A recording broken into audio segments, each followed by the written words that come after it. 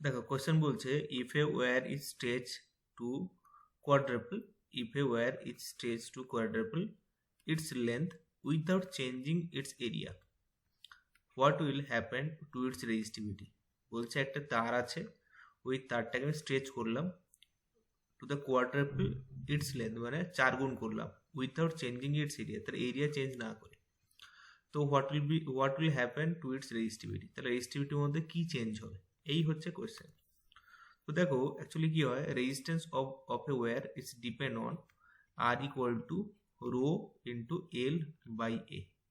ঠিক আছে, এখানে আমরা কি কি জানি, আমরা জানি এল হচ্ছে কি length of the conductor, length of conductor. আচ্ছা, এ ফর কি জানি, এ হচ্ছে cross sectional area of conductor.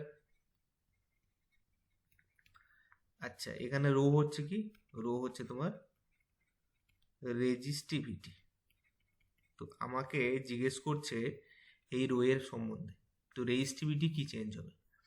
দেখো একটা তারকে ধরে, তারের লেন্থ ছিল আমার এল, এরিয়া ছিল এ, এখন তারটাকে কি করলাম 4 গুণ করে দিয়েছি, মানে লেন্থটা 4L হয়ে গেছে, এরিয়া তোমাকে এই রেখেছে, এরিয়া বলছে without changing the it's area.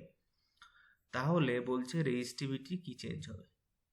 তো দেখো আমার তো এখানে তারের তো কোনো চেঞ্জ বলেনি, যে তারটা যে নিচ্ছি, ধরো এখানে যদি আমি কপার তার নিই, এখানেও আমি সেই কপার তারই নিচ্ছি, তাহলে কি দুটো যদি সেম মেটেরিয়ালে আমি তার নিই, তাহলে এখানে লেন্থ বাড়াই কিংবা এরিয়া কমাই, এরিয়া বাড়াই লেন্থ কমাই, তাতে রেজিস্টিভিটির কোনো চেঞ্জ হয় না।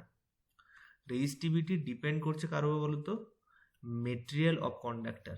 কার উপর ডিপেন্ড করে, মেটেরিয়াল অফ কন্ডাক্টর, যে আমি কোন মেটেরিয়াল আমি ইউজ করছি, এবং তার উপর ডিপেন্ড করে রেজিস্টিভিটি। এই জন্য অ্যালুমিনিয়ামের যদি আমার তার হয় তাহলে তার ক্ষেত্রে রেজিস্টিভিটি এক হবে, কপার হলে তার ক্ষেত্রে রেজিস্টিভিটি এক হবে, সিলভার হলে তার ক্ষেত্রে, গোল্ড হলে তার ক্ষেত্রে, প্রত্যেকের ক্ষেত্রে কিন্তু রেজিস্টিভিটি ভ্যালু কিন্তু চেঞ্জ হয়, কিন্তু এই লেন্থ এরিয়া এদের চেঞ্জে রেজিস্টিভিটি কোনো এফেক্ট করে না। ঠিক আছে, তো অপশন 1 ইটস রাইট অ্যান্সার। আশা করছি কোশ্চেন বুঝতে পেরেছো, খুব সুন্দর কোশ্চেন ছিল। Thank you.